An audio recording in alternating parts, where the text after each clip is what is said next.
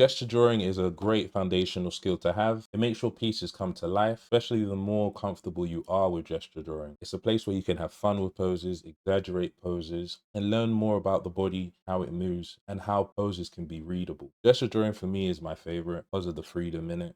I don't have to worry about details. I can just get right into the pose.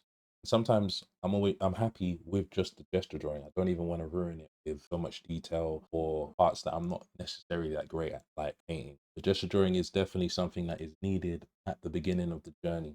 So today I'm going to show you how I go about gesture drawing. So hopefully those who are new to art can learn from this, and those who are more experienced can just have a quick reminder and hopefully be inspired to get back to practice. Let's get into it. So when I'm gesture drawing, I try to find the line of action, which is just like kind of the flow of the character. So how you're seeing the character flow, usually like you usually find it kind of like in the longest connecting parts, if I'm saying that clearly. So for example, in the picture that I'm using to the left, the from the hands all the way down to the feet, especially the right foot, you can see it's almost like a C shape. So I put that C shape down and I'm using that as my base. And then from that, I'll add the other parts that extend out, like the other leg. So we've got the thigh here of the other leg, and then the bottom half of the leg here. And then kind of just put that in like a placeholder. And then you'll kind of start filling in the parts that you need to fill in. So I like to start from the body. So I'll try to put the rib cage in and I'll over exaggerate it. I'm not sketching in details. I'm just throwing down lines, trying to get in the gesture as simply and as quickly as possible. Now you can do exercises where you do quick gesture drawings within a minute, 30 seconds, to warm up. And then a good thing to do is to do a long one, maybe 5, 10 minute. Some people do an hour of just like a gesture drawing. I find it so hard to say that. And then maybe they'll add details, things like that. But they really and the anatomy and things like that. It really is a good way of understanding the body, understanding how the positions it can go into, and even at points, perspective as well. You know, so as you can see, you're kind of getting the gist of what I'm drawing.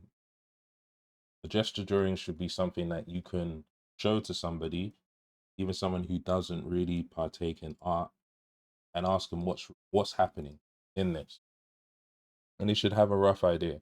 That's when you know you're doing it when you're doing it right. You know? So here's my gesture drawing.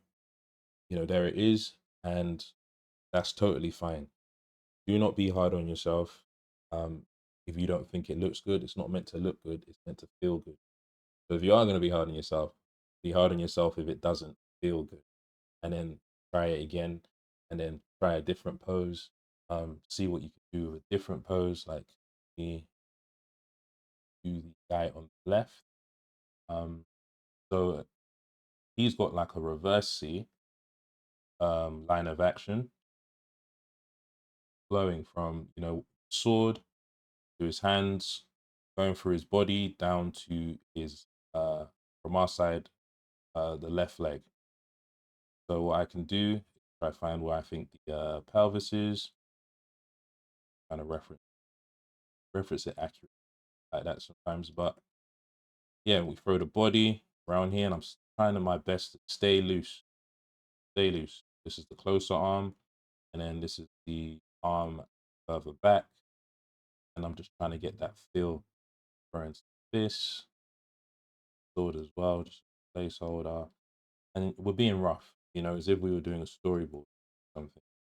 And it's just about getting the feel. Now I fill in the leg, you know, try my best to keep everything aligned, but I'm not too worried about it. Just trying my best to keep my perfectionist side in control and just really feel it, you know.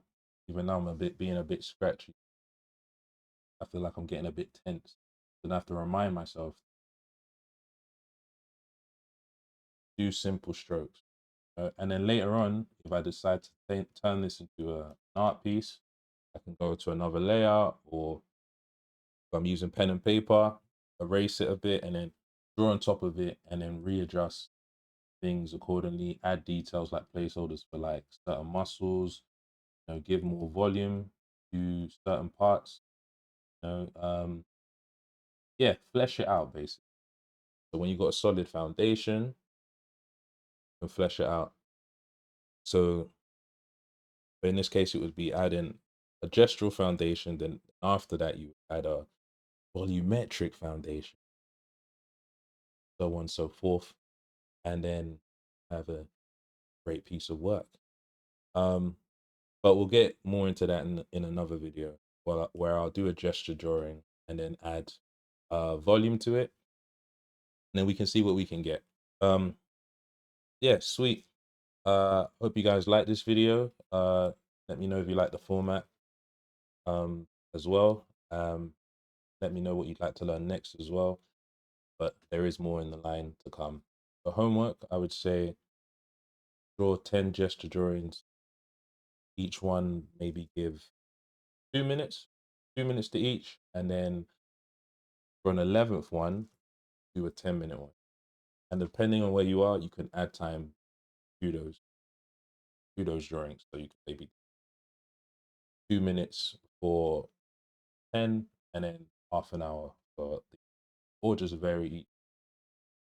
So yeah, hope you guys enjoyed and see you in the next. God bless.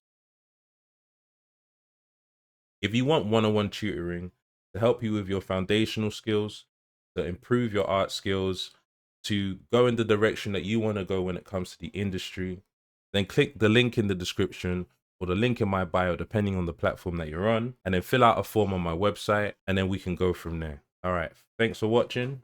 Have a blessed day.